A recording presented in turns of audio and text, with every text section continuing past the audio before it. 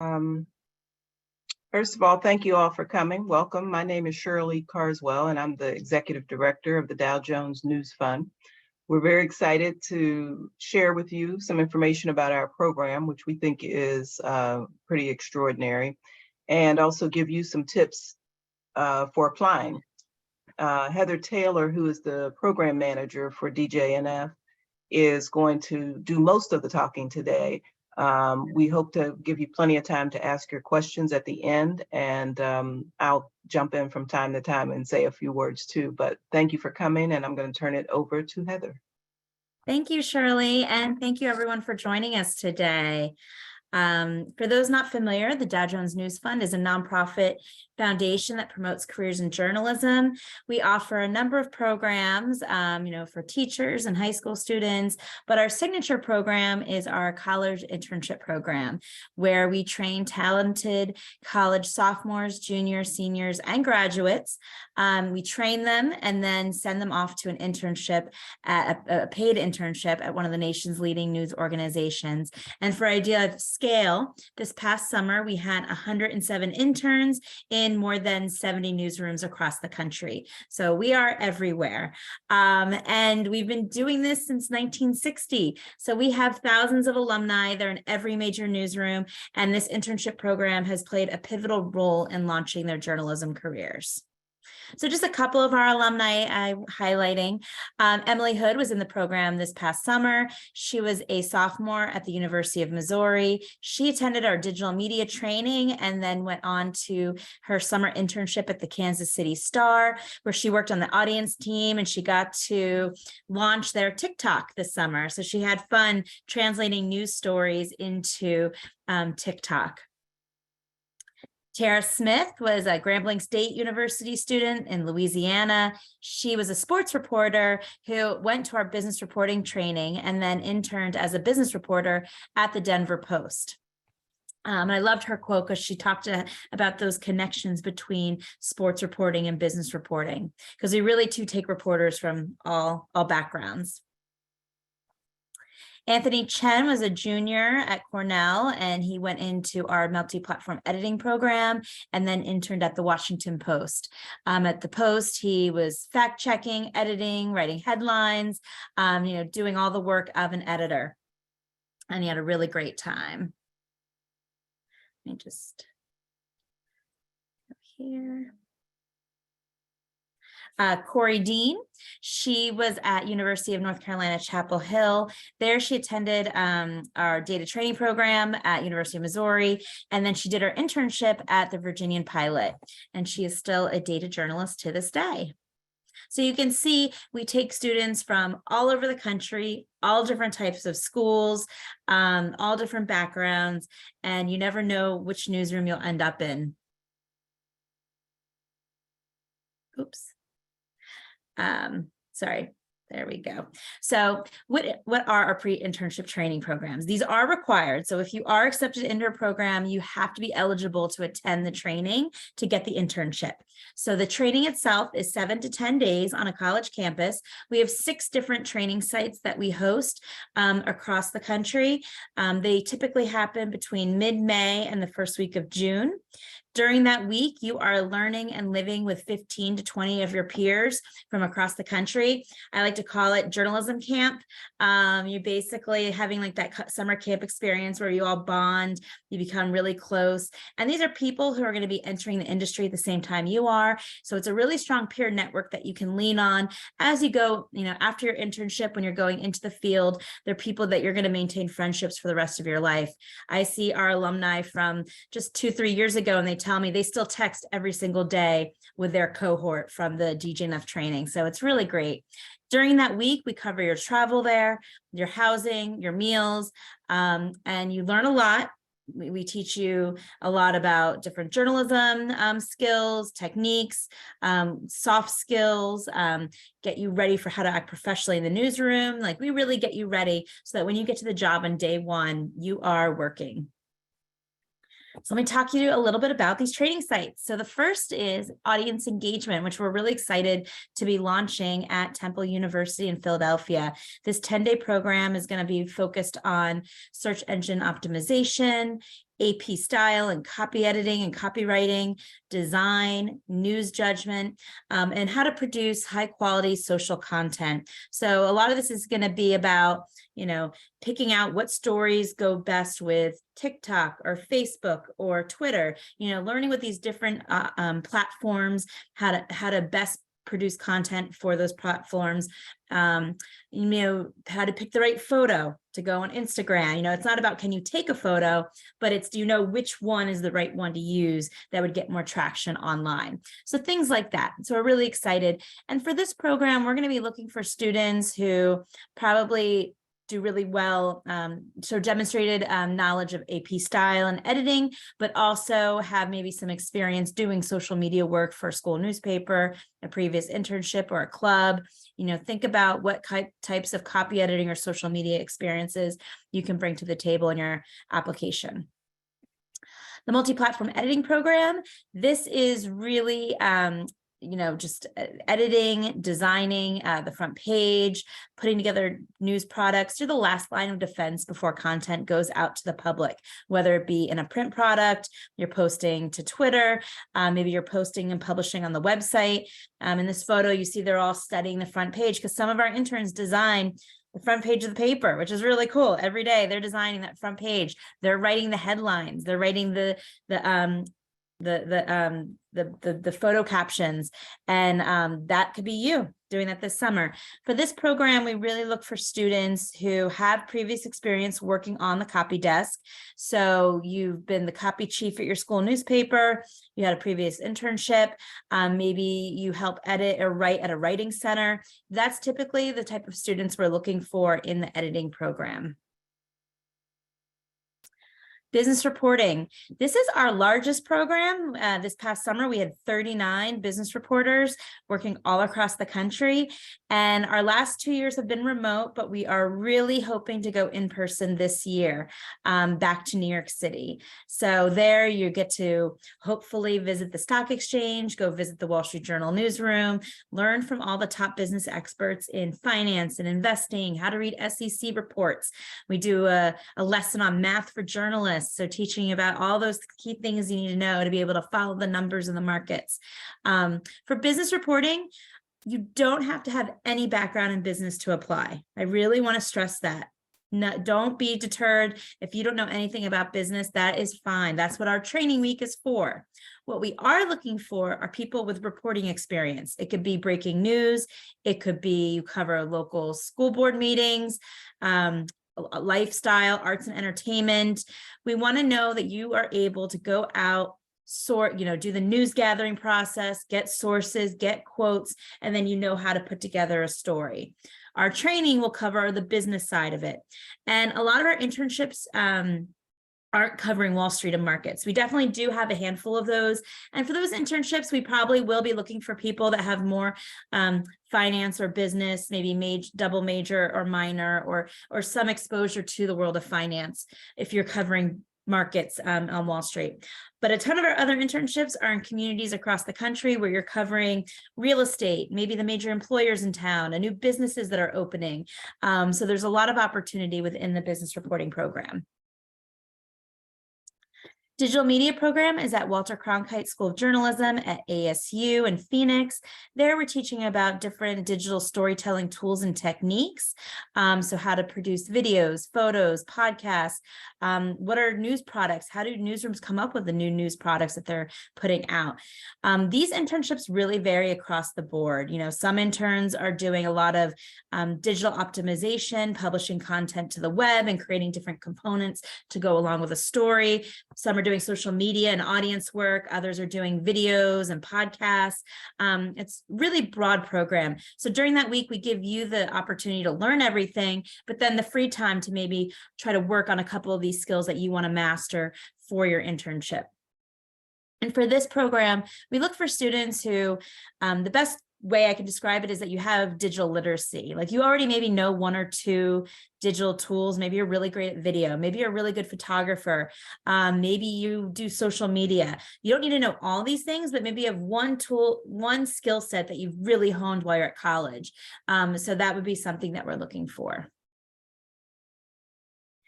and data journalism. This is at University of Missouri, led by investigative reporters and editors, where interns are learning about computer-assisted reporting, data visualization, and how to obtain and analyze data.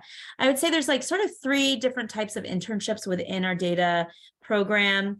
There's one that maybe it's more creating the graphs and data visualization. So that might be something we're looking on your work samples or your application, your resume, that you know how to do data visualization. Some of them we're looking more for people with investigative reporting background. Maybe you've taken classwork or working on a project at school in investigative reporting. And these reporters are people who might be filing stories using data, at their newsroom.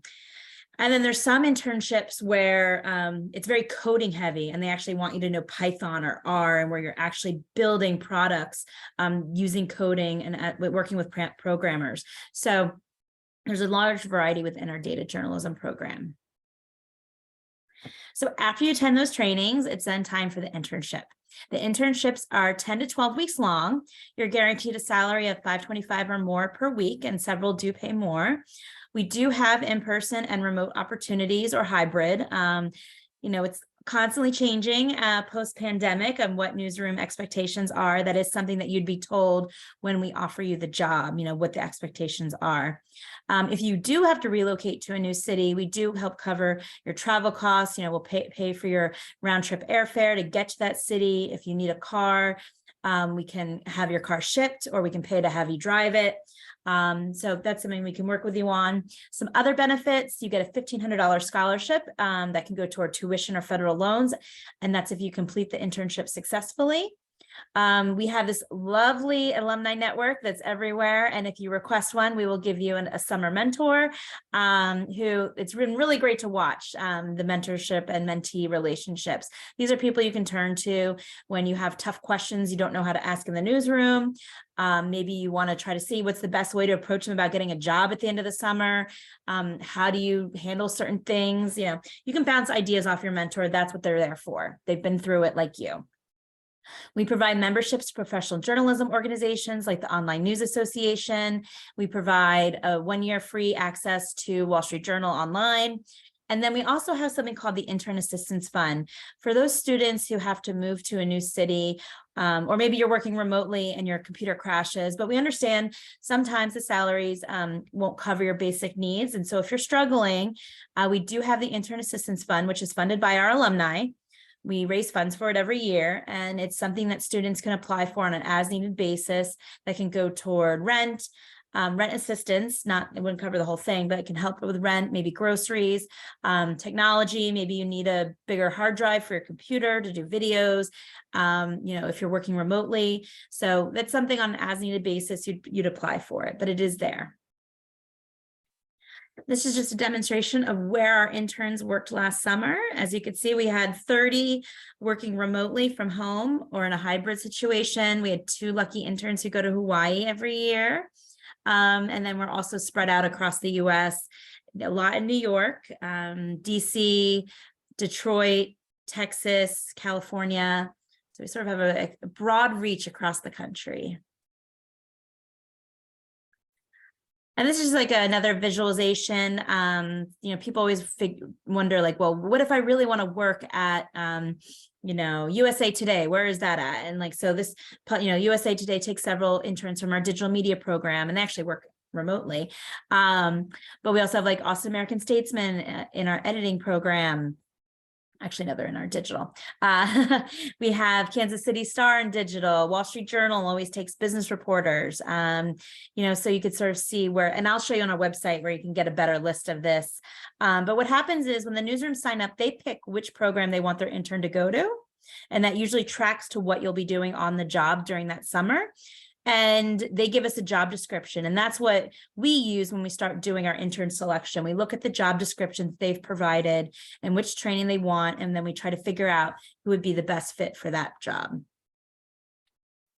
We also have a partnership with American City Business Journals. They take 10 interns every year, and they look for students who particularly live or go to school in one of their 44 markets across the country. The reasoning is they want their interns to be familiar with the area, It would then, hopefully you'd have free housing, because I know that could be a financial hardship. So hopefully you'd have, you can live with mom and dad while you work. And maybe you'd be more likely to be able to be hired at the end of the internship if it's the town you live in. So it's a really great program. And my other highlight about ACBJ is that for the last 2 years, they've been exclusively reporting on Black and minority-owned businesses, which has been really powerful to read their stories that they're doing. So let's dive into the application. It is live right now, and the deadline to apply is November 14th. And on the application, you upload your resume. There's a 500-word personal essay. Tell us about a life lesson you learned the hard way. Your unofficial transcript, and then work samples. The most important thing I can tell you about the work samples is for business reporting. If you want to be in our business reporting program, you need to attach 3 to 5 single byline stories you wrote. Not classwork assignments, not group projects that you worked on. They need to be stories that you wrote and published. They don't have to have anything to do with business. They could be profiles of someone. It could be a column. It could be, you covered an event on campus. It could be lifestyle, city council meeting, public policy. It does not have to be a business, but you do have to submit published clips. Worst case scenario, then I guess go with classroom assignments, but I'm strongly encouraging you, take this time now in the next month to get published clips if you're interested in business reporting. For the other programs for work samples, you could be a little bit more creative, because, we used to not ask for any work samples for the other programs, but seeing as like a lot of these jobs, the job skills have changed. Like there are digital media interns that do have to report and write. Same thing with data. We do have some data interns that have to report and write. So it's good for us to have a base understanding of how you could perform. But for data journalism, maybe you want to attach some data visualizations or charts you did. Some have sent code, which I don't know how to read, but I know the guys at IRE could. Maybe a story you wrote that used data. For editing, you could send headlines you wrote, or social media posts that you created, maybe Twitter posts or Instagram posts. Maybe you've done an analysis on Google Analytics on how to read analytics. I don't know. So you can be creative with your attachments and your work samples when it comes to the other programs. Some other highlights on the application. That's where you select which programs you're interested in. You can select one, all. You could say, I want to be a business reporter, editor, data journalist. You tell us. We don't always go by that. You might say, I want to be an editor, and I might call you and say, hey, I have this really great digital internship. I know you applied for editing, but would you consider digital? So it just lets us know what you're interested in. So, check off all that you're interested in. We also ask for a second home address. This is for at some schools. Some people go to school in one state and then their hometown is somewhere else. They went to school out of state. So it's helpful for us to know. Some media companies ask us, they want someone from local. So it's good for us to know if your hometown is different. You also, if you have a cool aunt that lives in New York City and you'd have a free apartment to stay, that would be great for us to know, because we do know that some of these major cities are very expensive. So if you have family that you could live at for the summer, put that in there in that box. Some people write in that box like, I'll move anywhere. So that's your spot to tell us if you have any other place you could stay. We ask for 2 professional references. These should be either faculty advisor, professor, someone you worked with or interned for. It should not be another student. And these people are people who should be able to speak to your work ethic, how you work on a team. We're going to be asking them, like, did you meet deadlines? How do they perform? So those people need to be able to speak to your skills and how you work. And then finally, we have a last question on the application about which industries or topics you're interested in as a journalist. You can leave this blank if nothing really comes to mind, but if you are particularly interested in something, please let us know. We get a lot of niche publications that sign up. For example, this past summer, we had Inside Climate News. So we were going through that column in the application saying, well, who put climate change as something they care about? Or that they want to cover as a topic. We had New York Cannabis Insider sign up. No one put marijuana on their application, but they, we were looking for people who put public policy or agriculture, seeing who put that. Some people put cryptocurrency, venture capital, VC startups, tech. I don't know, whatever speaks to you. Don't feel like you have to put something in there, but it is helpful if you do have a particular industry you're interested in going to cover later. So after you apply, we then send you an online test from a platform called HireVue.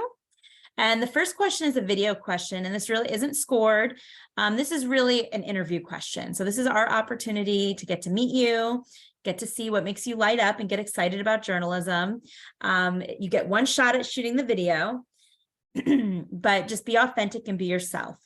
After that is the rest of the test. So the first section is current events, grammar, AP style, geography, where we will ask you a current events question, and then you have to identify the state on the map where it occurred. So brush up on your geography for the US. And then we also ask about people who are in the news for the year.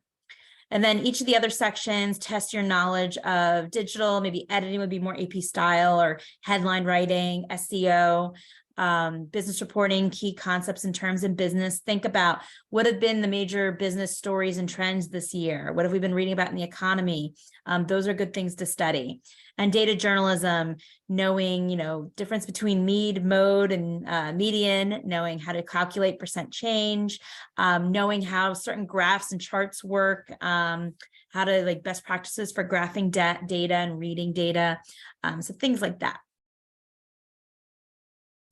So other ways to prepare for our test is very heavy on current events. It's important to us because we want our interns to be news consumers. When you go into the newsroom, it's expected that you know what's going on in the world. So that's why our test is very heavy on current events. So Google top stories of the year from January to about August. We did finalize this test by September 1st. So keep that in mind. Hopefully the news, that we try to pick questions where the news can't change, Look at our previous tests on our website. I'll show you where you can download last year's test and take it. Look at the New York Times current events quizzes. Those are very helpful. I might have used some of their questions as inspiration for our test. AP style, really refresh your memory on numbers. So how do you write dates? How do you write time? How do you write measurements? How do you write we also like titles, proper names, states, cities, some of these common things that you're expected to know when you're writing and working. Grammar, think of commonly mistaken words, past the tenses, making sure your sentence structure, the tenses are aligned. So things like that. There's an example of what it looks like on our test page. I'll show that to you after the PowerPoint.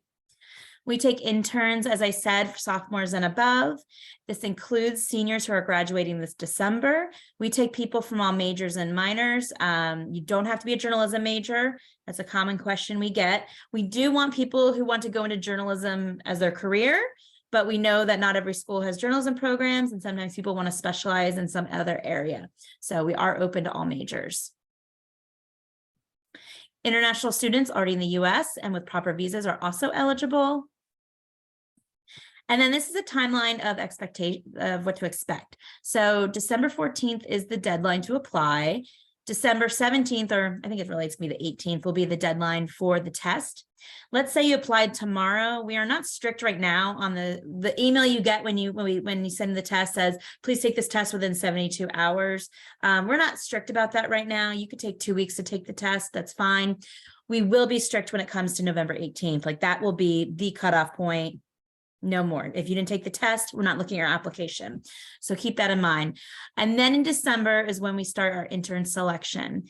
And that continues for many months. And the reasoning is because we offer internships once the newsrooms sign up. So not all the newsrooms sign up by December 1st, which we asked them to. Some newsrooms will sign up in January, February, March. We even had a newsroom last year who signed up in April saying, is it too late? Can I get an intern this summer? And so we go back into the pool and we try to find someone who fits their criteria. So that's why it takes so long. Each newsroom is different. Some newsrooms are like, you pick the intern and just tell me who it is. We trust you. Some newsrooms want to interview candidates. Some will say, give us 2 or 3 and we'll interview our top choice. Others just want to look at resumes. So you might get a call from me being like, hi, I'm calling you. Would you be interested in moving to Nashville for the summer? And then you can tell me yes or no. And then I'll say, okay, well, I have this internship. It's in digital media at NPR. Would you be willing to take that? Or would you be interested in interviewing for that position? And you could tell me yes or no. And so it goes like that. If I call you, you know that I'm interested in you, but I just can't guarantee another opportunity will come up. We've had cases where I might call you and say, hey, can you move to Denver this summer? And they'll be like, no, I really can't move. I have to stay, in DC this summer. I can't guarantee I'll come back with a second offer, but we will put that in the notes and circle back to you if another opportunity comes up. So, approach each opportunity as they arise, or consider it, and then maybe we can find something else. And then after you accept and make a commitment to us, that's when we would connect you with the newsroom. We would get your official transcript. We give you a letter from the previous year's interns, and get you ready. And then we also, I think we're going to try to connect you. We do an orientation. We try to get you to meet your other cohort as well. And then in May is when the residencies begin, and then your internships. So some final thoughts. Check your voicemail and email regularly and respond promptly. You don't know how many times I've called and left a message for someone about offering an internship, and they wait a week before they call me back. We move very quickly. When we make an offer to you, we might give you 24 hours to make a decision if you want the internship or not. So you do need to be checking your voicemail a lot, especially if you're applying to a lot of different programs. You just want to be accessible. Don't have a full mailbox, hopefully it's really frustrating for us when we can't get through to you. Your resume doesn't need to be more than one page. It really should be focused on highlighting your journalistic work. What experiences do you have? Maybe you don't work at student media and you don't have a previous internship, but you've done social media for a company, or maybe you do a newsletter for a club on campus. Think of other skills that you can promote on your resume. Review your social media presence, because we will. That is part of our process. We will check to see if there's anything any red flags. And we do have a couple media partners that they have to do their own media check, like AP and McClatchy both have their own social media program that they check people's Twitter accounts and other social media. Keep your LinkedIn up to date. If you apply in October, I might not be looking at your materials until February. I might go to your LinkedIn and see if there's any updates. Maybe you got a spring internship, maybe you publish some new articles. That's really great for me to see if there's been any updates, and LinkedIn is the best place for me to see that. But you can also, I tell students always, you can email me if you, let's say, publish a new story that you're really proud of. You can always email me and say, hey, this just got published. Can you add this to my application? I'm happy to do that. I've had people email me and say, hey, I just won an award from, CMA or ACES. Can you use this updated resume? And, it's another way to get us to look at oh, really? They just won an award? Let me go look at their materials, so it's a great way to get moved up to the top of the pile again. Make sure your resume and essay are edited and no typos, especially for our copy editing program. That's the copy editing program. You have to have really clean copy. Your essay is really want to see your writing and storytelling skills, and it's really about authenticity. It's a story about you and who you are. I was just at a previous giving a session this morning, and it doesn't have to all be like you had a tragic life.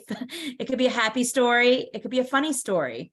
This is your opportunity to share something about you and who you are.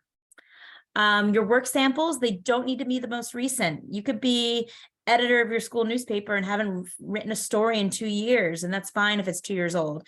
We want your best work or that shows your breadth of skills. And then finally, I always recommend to students to join local chapters of these different journalism groups. They're great resources for networking and mentorship. They show a real commitment to the industry. And it's something we take note of if we see it on your resume. That's my contact information. And you can follow us on Twitter. And I will open up to questions. I know I just gave you guys a lot of information. And Shirley, I don't know if you want to step in and add anything. Well, you're pretty thorough, Heather. The one thing I did remember one thing I forgot to say is that your test score does not make or break if you get accepted into our program. It's just one factor we look at. I know some people get really intimidated by the test.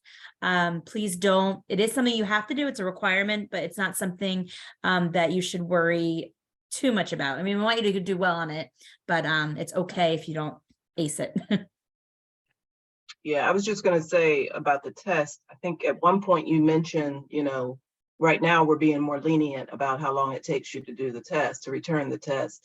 But we should clarify that the test, each question is timed. So It's not like you can open up the question and have, 15 minutes to answer it. Usually especially the current events and the AP style, those questions are, less than a minute. I think you have, is it, Heather? 30, like 30 40 seconds. Yeah.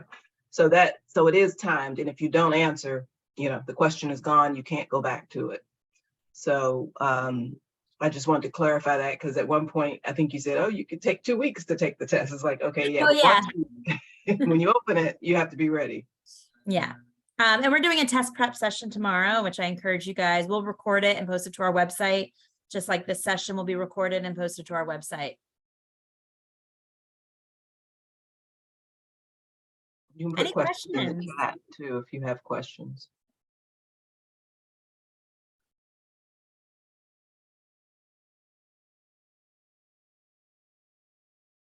Is this a classroom down here that I'm looking at?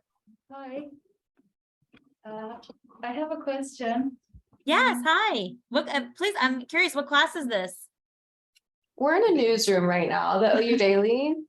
Oh, cool. Oh, is that Seth, our alum? Hello. Hi, Good to see you again. good to see you. I just wanted to ask how it works for international students. I'm not sure if you covered this already. Yeah, well, we just said international students already in the US with proper visas are eligible. So usually the visa is handled, I believe it's called an OPT visa, and it's handled by your school. And it gives you permission to work for the summer. Okay, thank you. Somebody asked in the chat, how many applicants do we see every year? Varies, 700 roundabout, 650, 750. We're hoping to get that number up, actually. So other questions? Hi, I'm just curious, are grad students able to apply?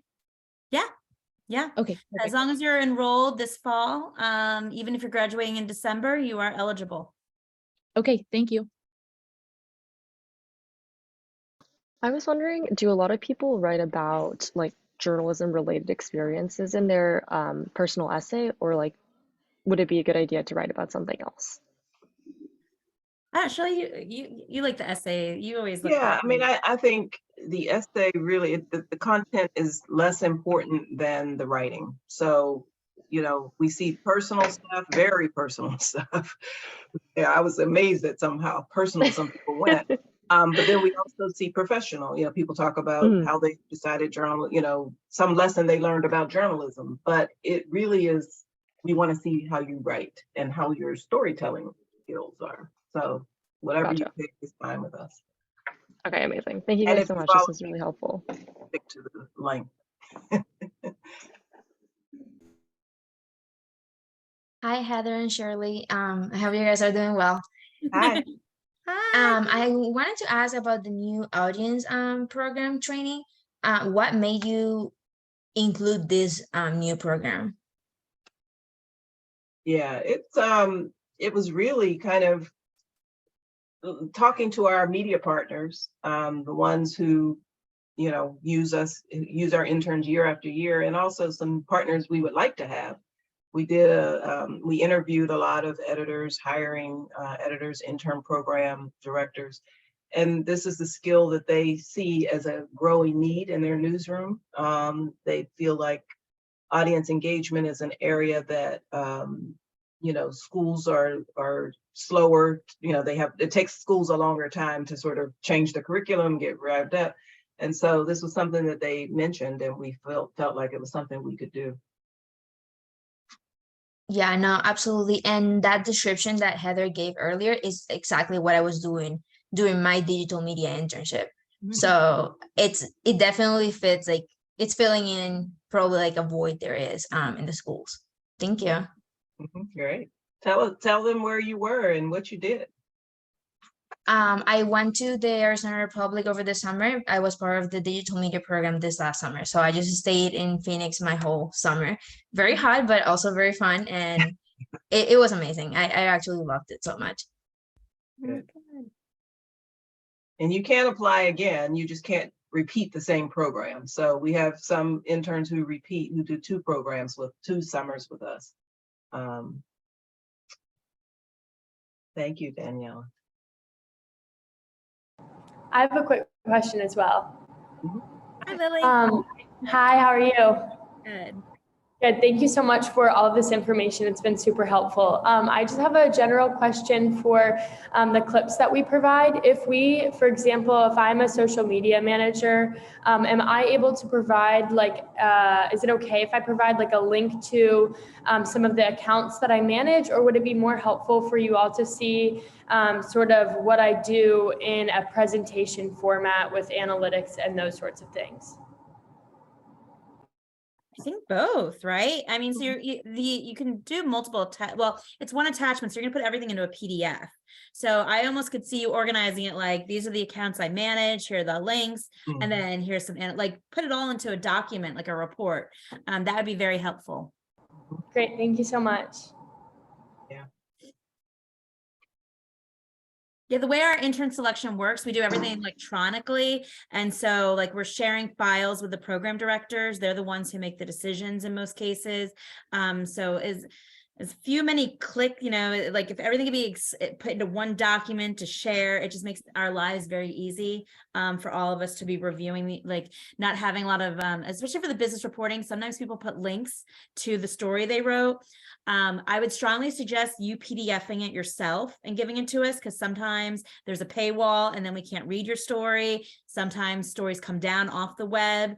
So if it's an actual news article you wrote, I would PDF that and then make one big, like, even if it's like 20 pages, if you PDF'd 3 or 5 stories, that's better for us than you just providing links that they might be dead by the time we're looking at it. Great, thank you so much. However, I will say, if you have a link, if you have a site, a portfolio site or a website that is your site, and you provide that link in your resume or in your essay or something, that's fine. And that's helpful too, if we do have that link. Perfect, thank you. The other thing, there was something else I was going to mention and it just slipped. About the essay, the video question. I think Heather may have mentioned this, but when you do the video question, it's like 2 minutes. I mean, it's not a lot of time, but just take advantage of the practice. You do get to practice once, but don't just read your answer. Just be yourself. Answer the question as if you were talking to me and Heather, and let us see a little bit of your personality and not just you reading from on the screen or from a notepad. And again, it's 2 minutes, so you don't get a chance to redo it. If you mess up, just tell Heather. And there's no right or wrong answer. It's an open-ended question about yourself. This is really an interview question. It's not scored. So, don't be concerned that you're going to say the wrong thing. That's not possible. We just want you to be authentic. There's also on the test, and I cover this tomorrow in the prep session, there's about 4 open-ended questions. We give you 10 minutes to answer each of those. Those also aren't actually scored, but they are used as reference. If we're on the fence about someone, we might go look. They're more like, how would you how would you solve some issue? Like last year we asked an ethics question, how would you react to this situation? We asked about how would you verify a story that's going viral on social media. So we asked these sort of what if questions, what would you post on social media? And none of them really have a right or wrong answer, most of them, but we're looking at what your thought process would be. And so sometimes we use those as like, if we're on the fence about someone, we might go and look and see, well, what do they put on their open-ended questions?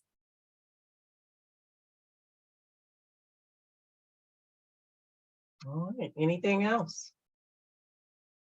I had a follow-up question kind of about Lily's question about clips. So I know that it'd be great if we could include all of them in like one PDF document. Do you think in that PDF document we could include like a little description of like what this clip is about, like what this means to us, why we included it? Okay, cool. Helpful. Especially like sometimes like if for like editors, if you're attaching like these are headlines I wrote, here are tweet, you know, some things aren't that self-explanatory. Or if there's something like a video, like for digital media, if there's a video and it was a group project, like making it clear to know what your role was in that video like I wrote the script or I did the editing on this, you know, you might have to spell out what your role was. Okay, cool. Thank you so much. Yeah, and I would say also for some stories, like if, you know, if there, any of your work, if there was something that happened as a result of it, you know, your story got, you know, somebody reassigned or, you know, an investigation was opened as a result of your, you know, something like that, definitely include that in your comments about the story.